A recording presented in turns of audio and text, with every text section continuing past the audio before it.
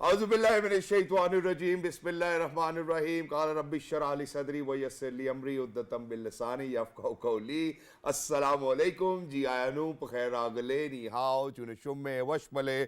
Ohai gazaimas guten morgen. Hola boyo privet kaifa hal? Hale shuma chatore. Ahlan wa sahlan marhaba. Buna mucho gracias. Fabia balli kare aaya. Hoş geldin and ayo sayo khuya morachi battochi haljod kalimera khairutan. And a very warm welcome to everybody who's tuned into PTV World and are watching World this morning alongside my very well-learned colleague who happens to be Miss Hajra Satti. I happen to be Shahzad Hasan Khan, and we hope and pray that everybody out there is doing wonderfully well and that you're ready to kickstart your day with us. But first things first, hello Hajra, assalamu alaikum. How are you feeling today? Walaikum assalam. Thank you so much, Jazakallah khair, for introducing me. So now why don't we go and share something very interesting with the audiences. Sure. That too on the fine Monday morning in Islamabad, very dry but yet fine. So Pakistan's taekwondo sensation Harun Khan has secured a bronze medal at a prestigious 12th Open International Taekwondo Championship 2025. Harun displayed exceptional skills and resilience throughout the tournament, winning 3 consecutive fights before being edged out in a hard-fought semi-final against Iran's Hossein-Pur Ali Reza. In his opening matches, Harun dominated his opponents, including impressive victories over Kuwait's Al-Kale and Iran's Khavji Rastani, and showcasing his tactical brilliance and powerful kicks. Despite his valiant efforts, he fell short in semi-final, with Iran taking the lead. Sports enthusiasts across the country have lauded Harun's achievement, viewing it as a source of inspiration for aspiring athletes. And who Harun, great job done as well. Congratulations, Harun, once again, and for clinching this title, because I think this is the stepping stone, and inshallah, your future, your horizon is really, really bright. Inshallah. And just today, when I was actually, coming towards work, so I was on the Arshad Nadeem Olympian Road as well, and I think it's great time in sports for Pakistan as well. But not just that, imagine that, ladies and gentlemen, the New Zealand captain Mitchell Starc wins the toss today and opts to ball first in the second match of the Tri-Nation ODI Series 2025. The second match of the series will be played between New Zealand South Africa, which is going on as of now at Gaddafi Stadium today. The South African cricket team held a practice session at Gaddafi Stadium, Lahore, to prepare for the match. Visiting players took part in batting, bowling and fielding drills, with a few New Zealand players joining the training as well. And in the first match of the series, New Zealand beat Pakistan by 78 runs. Well, that's certainly not the news that we wanted to share, but it's all right. I think within the Tri-Nation series, Pakistan really need to do well. I think with the team selection, there's been a lot of news going around, as in why Fahim Ashraf or, Khushdil Shah is a part of the team. But ladies and gentlemen, the result that we see, Pakistan losing to New Zealand, imagine New Zealand winning with 75 runs, is something, or 78, that we really need to kind of reflect upon in terms of our selection. But in addition to this, Pakistan is all ready to host the ICC Champions Trophy 2025. I think a great shout out to the entire team of Pakistan Cricket Board, the chairman himself, Mr. Mohsin Naqvi, because in record time all the facilities were developed, may it be the Gaddafi Stadium or the National Stadium, Lahore. The ICC Champions Trophy is just 10 days away and fans are excited for the tournament. 8 top teams will compete, starting with the opening match between Pakistan and New Zealand at Karachi's National Stadium. One of the most anticipated games will be Pakistan versus India on February 23rd in Dubai. Matches will be held in Karachi, Lahore, Rawalpindi, and Dubai fans can watch the action live on PTV Sports HD. And for all of those people who have been calling me for tickets, please don't call me. I don't have any tickets with me. Right, and now we would want to good luck with the cricket match and all of this hype that is created, and best of luck to Team Pakistan, because whenever we talk about these sports or cricket, it's not just a game, it's more than that. Yeah. There are lots of emotions invested. But now we are going to develop a segment and we are going to talk about a very interesting sort of a development, and there's a book in my hand. It's called Virsa. This is a cookbook that has gathered all of the recipes, specifically focusing on Pakistan's traditional culinary cuisine. There are loving stories. Each recipe has its own heartfelt shared memories, stories behind it. And the collection of this cookbook and the cookbook stories has been compiled in a homeland away from the homeland. So who is the lady, and the very interesting fact is that the proceeds of this cookbook are going to a charity organization which is actually making sure that the people who can have free cataract surgeries. So that is a very interesting intersectionality of the charity, of the cuisine and of the culture. So in order to introduce our guest, I'm very, very glad that we have been joined by Chef BANO RIZVI all the way from the Qatar. She is here to share her wonderful cookbook success story. Assalamu alaikum, Chef BANO. Thank you so much for coming to our show. Assalamu alaikum. Thank you for having me, Hajra. Oh. Right, and it is said that after a very successful man, there is a woman behind it. But I think we can say very safely in our Desi households Right that here. after every successful children, there is a very strong mother behind, and of course father too, but I think mother is very central in a Desi household. So in order to further introduce Chef BANO's mentor, guide, and also her, I think, cooking mentor too, we will ask her. We are very glad that we have been joined by her mother too. She happens to be also Miss SHEHNAZ Hassan RIZVI. Assalamu alaikum, and thank you so much for coming to our show. Salam. AKA Right. China. Right. Wonderful. So now let's kickstart our conversation. Chef BANO, please tell us the idea about this cookbook. How did you come about this idea? What is so unique about it? So basically, this was my father passed away in 2014. He was an eye surgeon, and he passed away. He was suffering from lung cancer, and he passed away. And I think that was kind of a turning point in my life. My siblings and I am the youngest of 3 siblings. We decided to do an endowment with LRBT free eye hospitals in Pakistan. They have a chain of, I think, 19 hospitals across Pakistan, and are doing amazing work. Abu used to talk very, very highly of them. So we did an endowment in his name, and now there is a clinic in his memory there in the hospital. So Ammi and I went to see the clinic, and standing there, I thought that why didn't we do this in Abu's life? You know, when he was retired, he would be so happy that there is, like, you know, a clinic in his name still, like, doing the work that he was doing all his life. That is when it hit me that I need to do something for Ammi now. Like, the question was that why do we celebrate people or pay tribute to people after they're gone? Why don't we celebrate our parents and, you know, our loved ones in their lifetime and let them know how much we value them and we love them? So I just decided that I need to do something for Ammi now. I didn't know what, but I used to write a blog, and it had a section called Recipe of the Week. So my husband just gave me an idea, why don't you just, you know, like, make a cookbook, because I do photography as well. So, and I had her recipes, so that is how this book came about. Right. That's wonderful, and I think we also need to ask your mentor, and I think I would call, I don't know, you know, you would like to correct me if I'm wrong, that, you know, because when we are cooking or when we are watching, so our mothers are first inspirations. So Ms. SHEHNAZ, now coming back to you, please narrate us to, you know, in what sort of environment did you grow up? What was your relationship to the food? Were you in the kitchen cooking, and were your family supportive? Because whenever you as a kid go to the kitchen, you know, sometimes your mothers are like, you know, don't go to the kitchen, you know, don't heat the fry pan or whatever, because, you know, that may be very dangerous to you. So what sort of a relationship did you had when or was it up? at that time, because, you know, parents would actually encourage their children to kind of go to the kitchen, specifically, I'm sorry, but daughters. Like, hey, you know what, you need to learn, one day you'll get married and whatnot, you know, so that kind of nourishment was always going on. So how was it for you in your childhood? My passion was sort of inheritance from my mother's side. Wonderful. My nannyal, I would say, was very foodie, and my mother and my khala, Wonderful. they were wonderful cooks. Yeah. Wow. Right.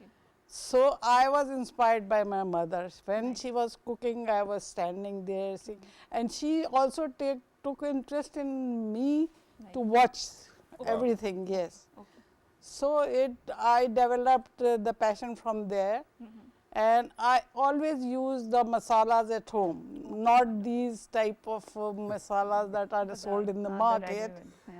So I used always. So is it a lengthy process, you know, when you really need to kind of grind those masalas and, you know, make a recipe out of it and then eventually use it? It's like an entire day in the kitchen then. Yeah. So why would you be so passionate about something, you know, where it will take almost like probably 15 or 12 hours of your day away? And so how did you strike that balance that, okay, you know, children, you're looking after them, you know, people coming over to your place for dinners or lunches, because alhamdulillah, you've been a great chef yourself. So how did you strike that balance? I was very much It's okay. You can I, convert you to know, Urdu you and know, come you, to. no, you know, Yeah. I can say it for her that I think in our family, especially Nani and Ammi, food like and cooking is a love language. Yes. So it's like, you know, like that's the way of showing love. So Ammi I don't think has hardly said I love you to me, or you know, but it would be like khana kha lo, kya khaogi, Yeah. what would you like to eat, cooking what we like, you know, So that's taking her way care of expressing love. So that's her, that's I think in our family, that's like, you know, spoiling my mamus for their favorite dish, what Abbu likes, you know, like, so I think that was her way of showing care and love, and yeah. And I think this is a very universal sort of I a know. culture, because I can say the same about my family too. Yeah. I haven't heard my parents saying I love you, but I think food is a love language, Food is right? a love language. So, yeah. Mr. Bano, so now also delve into your childhood, because Right.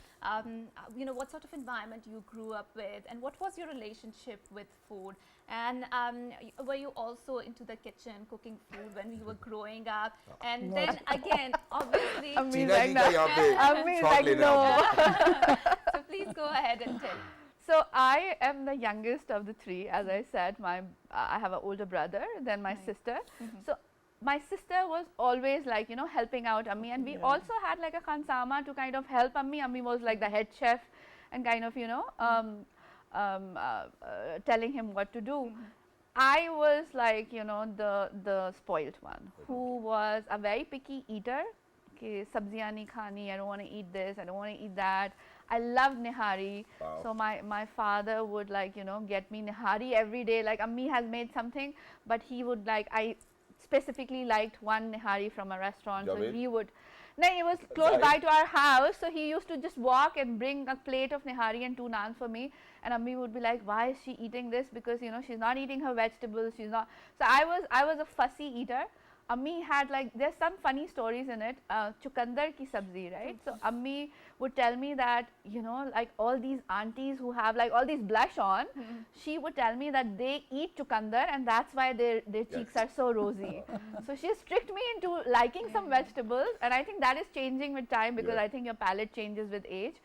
But yeah, I wasn't much of like a, you know, But I'm help still in the really kitchen. interested, because you know, every time I go to Karachi, you know, it's a must visit that I need to go to Zahid ki nihari. Ji. You know, with garma garam. So was it Zahid or was it Zahid, Javed, Sabri, they're like, yeah, there's like a lot of favorites. I think it's great. But when we speak of food, I think there's one more important aspect to it. And as a mother, China ji, I'm going to come to you to ask this question. That is that, you know, mothers would always, I mean, at least till my generation or Hajra's generation, we have seen that how, you know, our parents will actually put in a lot of effort to get us some healthy food.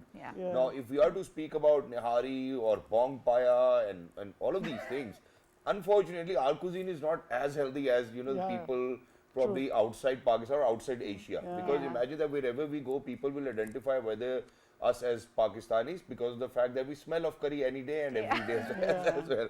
I'm sorry to say that.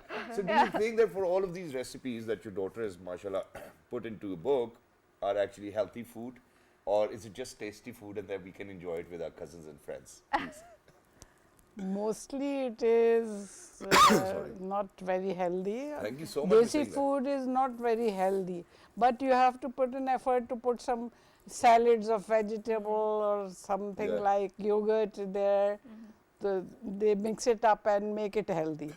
But I would like to add here that some of the, you know, what we, the thing about Virsa is that it doesn't only have, you know, the food that you get in a restaurant, like all the spicy food. It has like simple lokhi ka raita or baigan ka raita, and you know, things that are everyday food with least of the spices. So it's like this much of ingredients, 5-6 ingredients, and it turns out to be a yummy But the way that sabzi. you put in your photography is something which makes me feel like eating it as well. Now imagine that this is a tadke wali dal over here. Tadka laga hua uske upar. You know, the photography is so rich that you feel like, okay, calling back on me, please, aap tadke there is ki sort dal of saliva coming to your mouth. But now moving on to you, Mr. Nas, so we have seen, you know, and I feel that I haven't tasted much, but you know, whenever my parents are talking, you know, they were talking very passionately about how back in their days, especially in the villages, so the food was cooked in the earthen pots or mitti ke bartan, right? And it tasted totally different than in the modern cooking utensils that we are using. So can you relate to us, you know, few of the good memories about the food, about the belonging, and you know, of that era, which you want to pass on to newer generations, so they can also know, you know, what cooking was like, and you know, what life was like before internet? I don't think so they will have this experience. Yeah. In my mother's time, I think that it was difficult cooking, Right. because they used to grind the masala on silbatta. That is not possible nowadays. Yeah.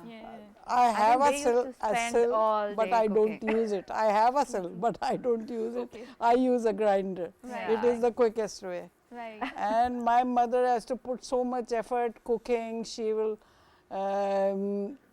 soak the dal beforehand, and she will about the meat, she will be very specific to clean it up and to remove all the fats from it. Right.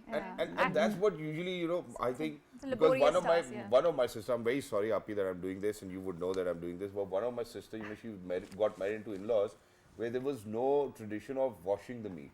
You know, so they would just, so, you know, her auntie, you know, her sasu mom would just cook it like that, and it would really taste very tasty as well. Yeah. So, you know, so my mother always picked up on it, कि यार ये धुला हुआ नहीं होगा तो मैं नहीं खा सकती हूँ. But whatever. Oh my God. But you know, there's another aspect to it. Now, the aspect of cooking is that, you know, it really needs to be quick too. You know, Yeah. so with these recipes, I think that's a question for you. With these recipes, how quick do you think that we can make all of these dishes? So the thing is that, you know, we think that the vegetables and the dals and everything take time, but now in our age, now I make a lot of these recipes in the instant pot. Like I don't put the dal, like, you know, dal chadadi and it's going on for hours. It takes 15 minutes to get the dal to, you know, With so cooker, yeah? exactly. So all like what the time that Nani used to spend on cooking the same recipes, what Ammi used to do and what I do, I think the time is getting like, you know, shorter and shorter because of all the help that we had in this sort of thing, that we have the instant pots and we have the pressure cookers and grinders. In today's time, you know, this is exactly one thing which, you know, I actually kind of get into an argument with my chef, and it's because of the fact that whenever I'm going to ask him to make me a cup of tea, you know, in 30 seconds or 1 minute the cup of tea is there. I'm like, yaar, I need a 10-minute cup of tea. Yes. You know, pakka ho zara uske andar. Exactly, but obviously I think the food like the taste of the food is much better when it's slow cooked. Like, you know, jo Ammi keh rahi hain ki jo silbatte pe pista tha, that had a different flavor to it rather than, you know, the grinder mein pisi hui chutney. So I think that like we're shortening the time because life is so fast paced now. But the taste is, I think we are compromising on the taste, and I can relate to an anecdote because my father-in-law sent me like saag, I don't know what you call saag in English, and that was specifically selected, the herbs were specifically selected, and there's a very laborious process of women doing it and then making sure that which herb will go and which will be the redundant, the extraneous one, and then when it's cooked, it's very, very delicious, right? So Ms. SHEHNAZ, so you, I believe, were living in the Agra, you grew up there, or some part of it, or your family migrated from there. So do you have some very interesting stories about growing there, and that can explore your relationship with the food there, you know, which was the very favorite or home cooked dish in Agra back in those days? No, I was not in Agra. My parents were there. Okay. I was born in the same year that Pakistan was made. Ammi was 1947. I am 1947. You're age fellows, mashallah. Yeah. Your country and you. Mashallah. So my experience with my mother was very good. She was a good cook, and she used to teach me. She used to show me what I am doing, but not the same method I use, the silbatta and they used grinding. to do the ginger garlic paste every day on that. Like there's no storing of ginger garlic paste in the fridge. And there were no, you know, stoves even back then as well. And they were even grinding the keema on the silbatta, which was very difficult. True. Meat, you can't do it. True. Yeah, it was a laborious job. Now it is very easy. I do it in the grinder if I make kofte or shami kebab. So, and it saves time also. Right, and Yeah. I think nowadays, BANO, you will also agree, and Shahzad and everyone here, that there's a lot of aggressive marketing and advertising by all of these fast food chains, right? Yes. McDonald's, KFC, Yeah. and we have seen that how it's not very healthy nutrition option, right? Yeah. So are you worried that this aggressive marketing might create a dent on the traditional cooking or the culinary recipes that we have learned from generation to generation that have been passed from mother's side? So I think that as the world is opening up, obviously we are getting exposed to different cuisines, which is not a bad thing. Like to American, like there are a lot of Japanese cuisines that we have. Like people now try Thai food and all of that, which is it's a mixing of different cultures, which is fine as well. But what I've tried to do with Virsa is that I've gone back to the basics, the Purana ghar ka khana, not the fusion food, because a lot of Pakistani food is now fusion as well, has some inspiration from someplace else, some innovation, but this is like, how Nani Amma used to make it. This is like dal and sabzi and aloo gosht, and how every household would make it. Right. And I think we would quickly to move on to another very wonderful initiative of BANO, and that is Tatri's Kahani. So instead of me monopolizing the conversation about it, I would want BANO to please go ahead and tell us what does the word Tatri's means and what is this initiative? So Tatri's Kahani is my latest project that I'm working on. It's a 100% non-profit thing that I'm doing with my friend who owns a urban silhouette brand in Karachi. So what we are doing is that I'm very lucky to be living in Qatar, and Qatar has played a very positive role in how the Gaza situation right now.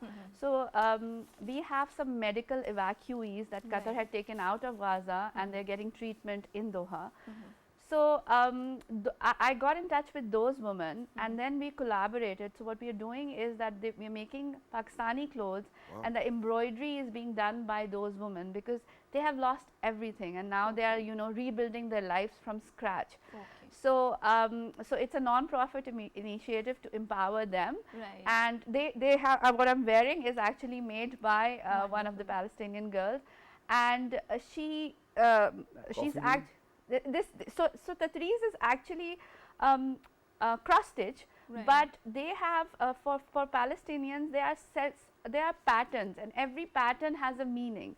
So the one that I'm wearing is called the coffee bean pattern, and it comes from Ramallah. So they have like different patterns, and they belong. So they have a history, and they want to keep this is their way of resistance and keeping their heritage alive. So for me, heritage is clearly very important, like from food to their heritage, preserving their heritage. And where can people get these clothes from? So we are launching it in Doha on February 15th, and then it will be available to order online on Urban Silhouette's website. So and they do worldwide delivery. So they already had a system, and I kind of became like a link between the two. And it's a bridge. And it's a bridge. I think we're loving it as well. But very quickly, there's one last question which I would want to ask Miss Cheena ji as well, and that is that Cheena ji, we grew up, alhamdulillah, me se rozi maar padti thi. Because we would not eat too many siblings. And that was a part of our culture, and nobody minded, so even if we were roaming around our neighborhood, kisi aur chachu ka dil aa gaya, unhone bhi laga di halki si, so it kept on going.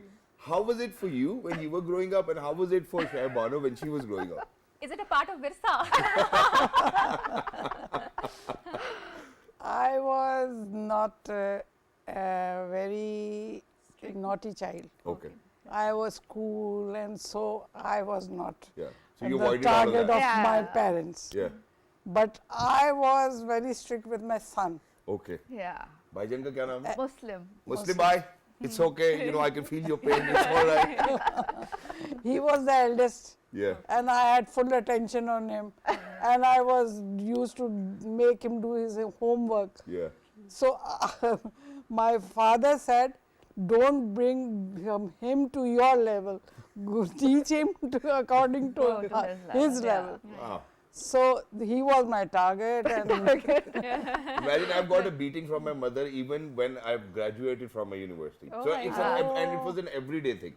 So you know what would happen is that I will get into an argument with my sisters or with my younger brother or a debacle, and you know my younger brother would always cry till the time that I got a beating. You know, so, I so think even if it was something like that, I think they're very, you know, there's some sort of relationship with your siblings that they're very good blackmailers sometimes, right? Yeah. But thank you so much, you know, for being here, for presenting us the Virsa, the cookbook, and it's a very interesting intersection of culture, of charity, and of cuisine, and how every food has a story to tell. It's not just a food, it is also a way of life, and it is also a language, a silent communication language of how we communicate, how we express ourselves, and how we communicate our love to our generation. Once again, thank you so much for coming here, Can I Banu. just add one thing?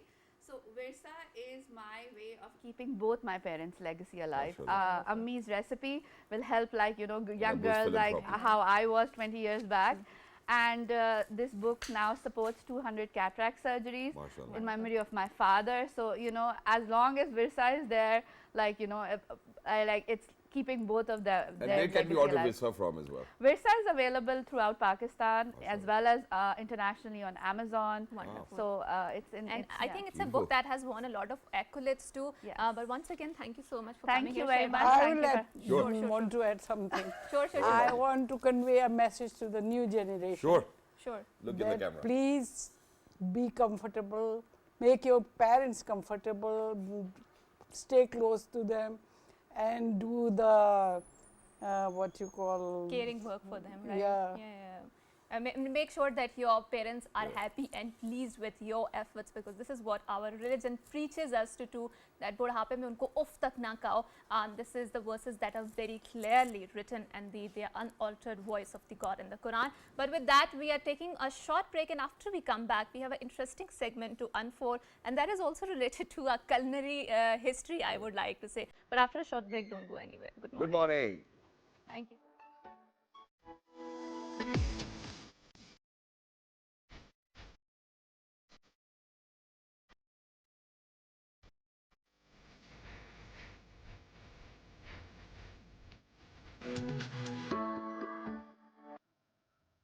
All right, ladies and gentlemen, welcome back. Thank you so much for staying tuned. And you know, there's I think there's an amazing intersectionality with Virsa and what we're going to talk about right now, because Hajra actually directed the conversation in that direction. So imagine that it's World Pulses Day today, and it's celebrated on February 10th, which is today, to highlight the vital role of pulses in global nutrition and sustainability. Organized by the UNFAO, the United Nations General Assembly, since 2018, the day raises awareness of how pulses enhance food security, soil health, and agriculture diversity while combating malnutrition. This year, the theme is Pulses Bringing Diversity to Agri-Food Systems, emphasizes their contribution to biodiversity and sustainability. ये मूंग और मसूर की दाल. Are you fond of दालें वैसे? I am. चने की दाल बहुत अच्छी लगती है मुझे. Which is अच्छा, okay, the चने की दाल is and then वो जो मियाँ जी से मिलती है, देसी घी वाली, oh, very nice. Yeah, dal makhani, I think you're trying to say. But anyways, I think pulses are your very basic, tools to get the nutrients. But now moving on to another news where the second death anniversary of the renowned playwright, poet and literary icon Amjad Islam Amjad is being observed today. He was born on 4th of August 1944 in Lahore and made a valuable contribution to the fields of drama and poetry. Amjad Islam Amjad authored more than 40 books in his career. He received many awards for his literary work, including Pride of the Performance and Sitara Imtiaz. Some of the most acclaimed TV series he wrote for PTV include Waris, Dehli, Samandar, Waqt, Raat Din, and Incharge, and obviously you cannot deny the very vibrant legacy that he passed on, or he left behind, and he passed away on this day back in 2023 in Lahore due to a heart attack. So, Inna lillahi wa inna ilaihi raji'un, and once again we at PTV always celebrate the brilliant voices, the golden age which these literary figures, literary giants gave us, and enriched not just our vocabulary out there, but also our tradition and the mass culture of Pakistan. Exactly, and it's our responsibility as parents too as well, that we share this legacy with them, you know, for days to come, that they should remember all of those people who've contributed. True. But in addition to this, there's this interesting package that I would want to share with our audiences today in 46 different countries. Why don't you go look at it? I mean, I know that people do struggle lighting them up and, probably when is the right time to leave them. But ladies and gentlemen, let's go. Let's take a good look. I think this is fascinating. The Chinese New Year festival is an ancient and significant celebration.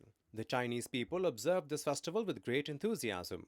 Among the various New Year festivities, the Lantern Festival is a traditional event held on the 15th day of the new lunar month. In this regard, a special celebration was organized by the Chinese embassy. Speaking on the occasion, China's deputy ambassador to Pakistan stated that the people of China consider Pakistan their second home and that the friendship between the two nations is strengthening with time. Pragmatic cooperations in various fields continue to advance with high quality, laying a solid foundation for the in-depth development of China-Pakistan relations. During the Chinese festival, citizens were seen wearing traditional attire, while mesmerizing performances of Chinese traditional music stole the show.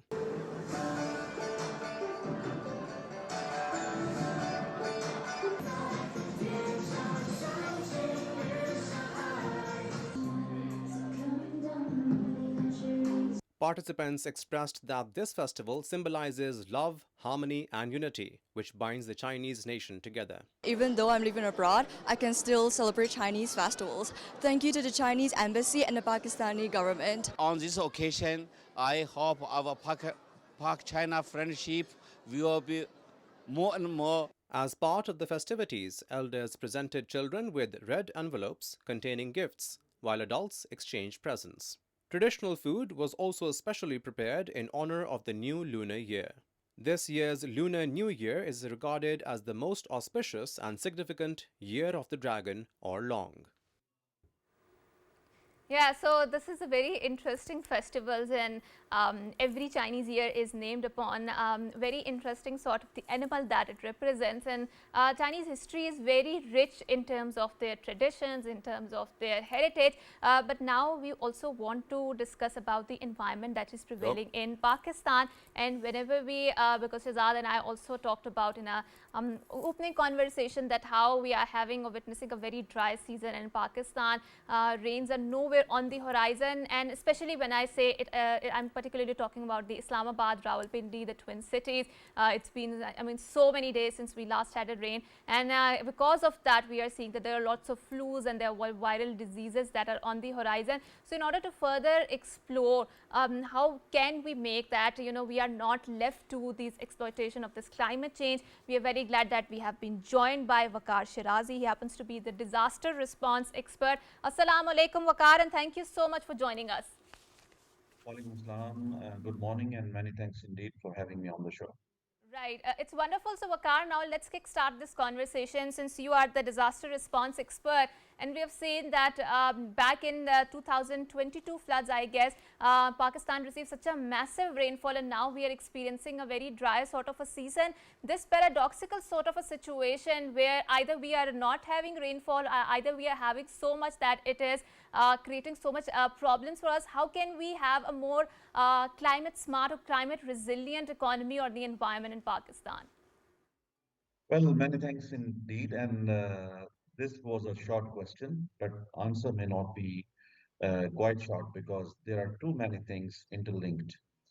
As you were discussing earlier that the world is celebrating the International Pulses Day today, I also want to share that there has been an association of climate change with agriculture because the agriculture is responsible for emission of two greenhouse gases, that is the nitrous oxide and methane. So it is also related to the population, agriculture, and then the climate change. So as much as we are having the population size increased on the globe, we are increasing the demand for food supply.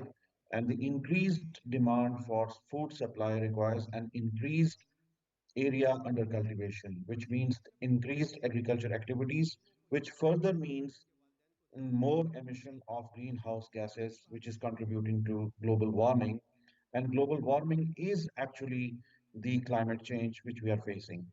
And Right. resultantly, we are facing the One of the very interesting point that you mentioned, and I think I would want the conversation to go to that stream because we have a very short time, that is the agricultural practices and how food insecurity is a very, very big byproduct of this climate change. So we are living in Pakistan, and Pakistan has a very robust agrarian support base, but now we see that that support base is shrinking because there are so many factors, and we see that this abnormal or fallacy sort of the weather patterns where the rains are either not being there or are being there so much that they are flooding the entire environment. How can we tackle with this food insecurity, because this is a threat, a paradigm shift when we are talking about securing our country against these threats, against the climate change. And not just food insecurity, I think there's water insecurity, there's insecurity with the perspective or reference to, the energy resources that we actually kind of used to have to our disposal.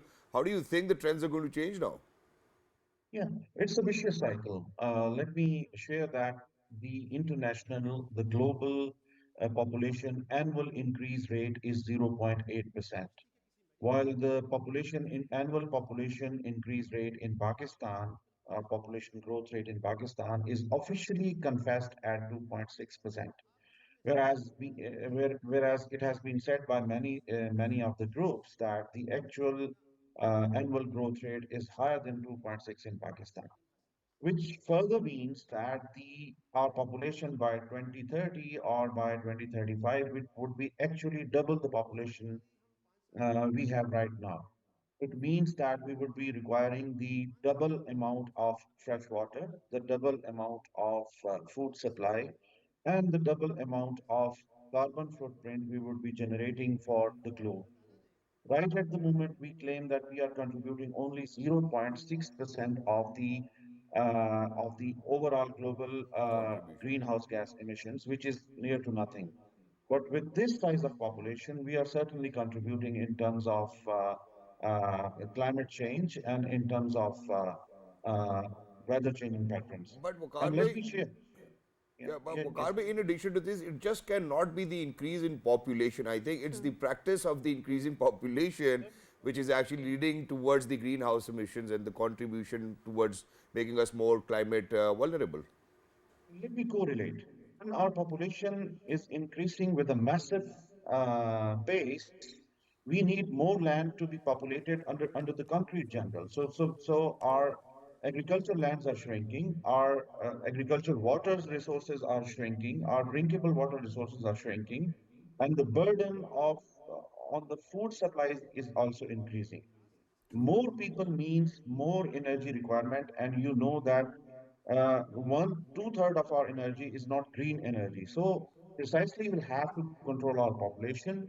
We will have to shift our energy resources from the current practices to the greenhouse solutions or to the green energy solutions, like solar panels, like wind energy, like energy from the hydro power stations. But at the moment, we are lacking not in terms of the production of energy, but uh, with regards to the deforestation in Pakistan, because more people means more need of fuel. And you know that throughout Pakistan, we do not have gas connections. In many of the areas, people are relying on boats to provide fuel for their daily kitchen practices and to prepare their food. So it means that the population is also linked in a larger cycle within the overall climate change, not only in Pakistan, but overall in the globe as well. So Right, we'll and have to not only right, right. And thank you so much for concluding it beautifully. And I think this is also the new paradigm shift that we are witnessing in terms of having a more diversified meaning of the security, and which does not mean just amassing your, what do you call, amassing weapons, or, putting more money And understanding having a forces. better understanding. Yeah, having a better understanding, and that involves also the fight against climate change, against the food insecurity, water insecurity, and there are so many 11 more dimensions about that. With that, we are ending our program. Until next time, so goodbye, Allah Hafiz, and Good morning. Have a great day.